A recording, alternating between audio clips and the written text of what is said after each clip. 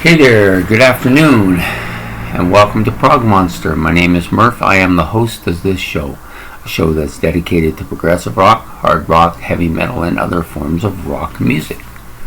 So tonight we're doing legendary progressive rock band Genesis, and we're going to be doing this album, Wind in the Wuthering. A couple things about this album. It was my first Genesis album. I bought it. My friend had bought Trick of the Tail, and we knew that they had released. My hands are bad today. I didn't even notice that. They had released the second album that year on CD, and that was called Wind in the Wuthering. It actually was album form at the time. So I bought Wind in the Wuthering. He bought Trick of the Tail. Eventually I got Trick of the Tail too, not too long after, maybe within the same year. Wind in the Wuthering, I love this album. It's one of my favorites. Something different about it, I'm not really sure what it is, but has a special place for me. Definitely a master album for myself. That's what I'm missing is my glasses. I'm going to need those because I ain't going to be able to see nothing without them. So anyways, this album was released December the 17th, 1976.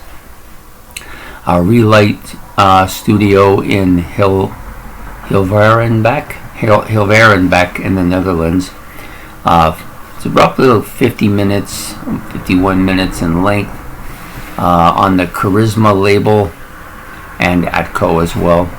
And produced by David, I'm going to make sure I get this right, Henschel and Genesis. Okay, so 50 minutes is a fairly lengthy album for that time period. That's one of their better ones too. Okay, so appearing on this album, there's only 4 members of Genesis at this time. Phil Collins on vocals, drums, cymbals, and percussion. Steve Hackett on electric guitars, nylon classical guitar, 12-string guitar, kalimba, and auto harp. Mike Rutherford on 4 sticks and 8-string bass, electric,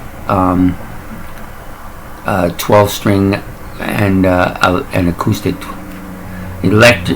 12-string electric and acoustic guitar. It's the way he wrote it that's kind of throw me off.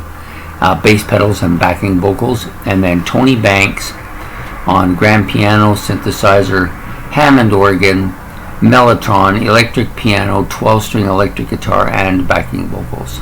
So there you have it. That's the vitals of it. Okay, so the track, it has basically 9 tracks. 11th Earl of Mars starts it out.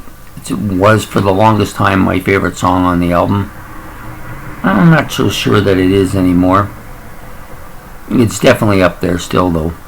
One for the Vine is that epic Christian song, I'm going to call it. But really good. It's a fantastic song. Some really nice vocals on that by Phil Collins as well. The 11th Earl of Mars is one of those heavy, fast-paced songs too, the one that preceded this one. Very heavy, fast-paced song for Genesis at the time. Your Own Special Way. Many feel that this was the song that doomed Genesis from a progressive rock band to a pop giant. And I can't say that they were wrong. It was the first kind of attempt to go in that direction.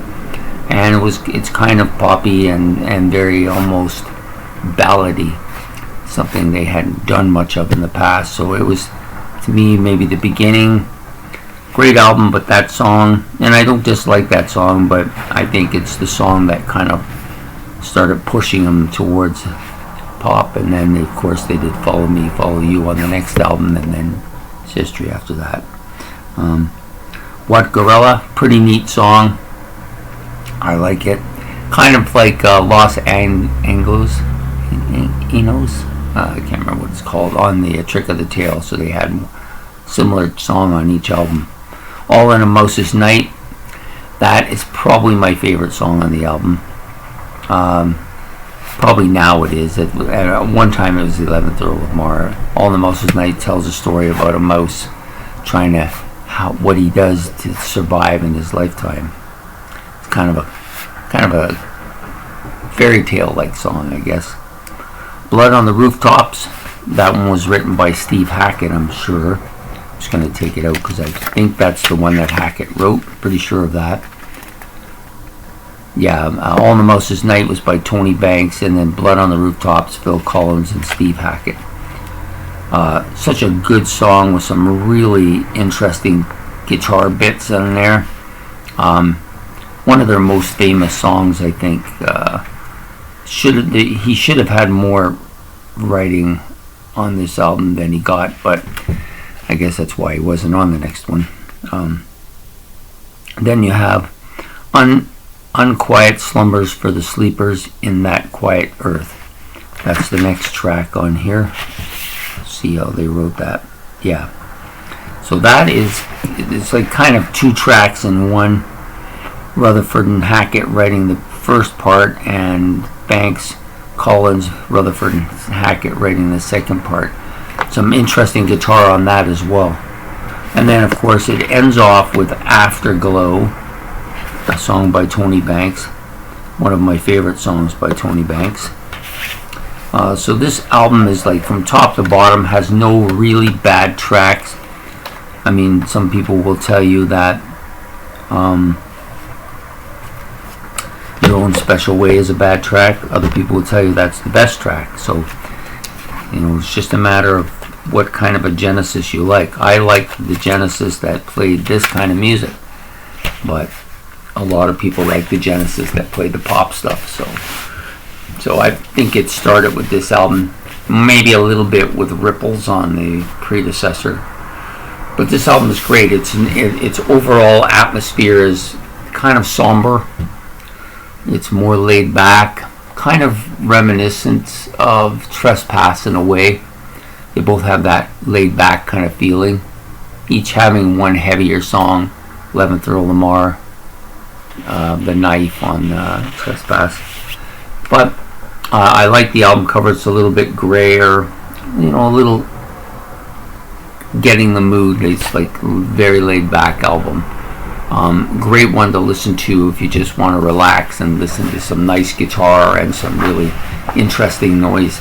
Every time I listen to this, I hear something I didn't hear as well.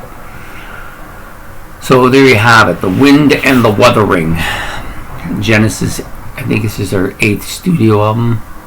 Yeah, I think it's their 8th studio album. And my first ever owned. One of my favorites. It's a master album with me, so they have 5 of them, and this is one of them. So I hope you enjoyed this episode as much as I enjoyed doing it. If you did, please like, subscribe, and let me know what you think about Wind and the Wuthering as far as Genesis goes. Is it the Turning Point album, or is that the next one when Hackett's out of there? Anyways, have a good night, and we'll be seeing you real soon. So, I think I forgot to say that this is the Monday Night Classic look back at a classic rock album. I might have forgot to say it, but if I did, now I have. So have a good night.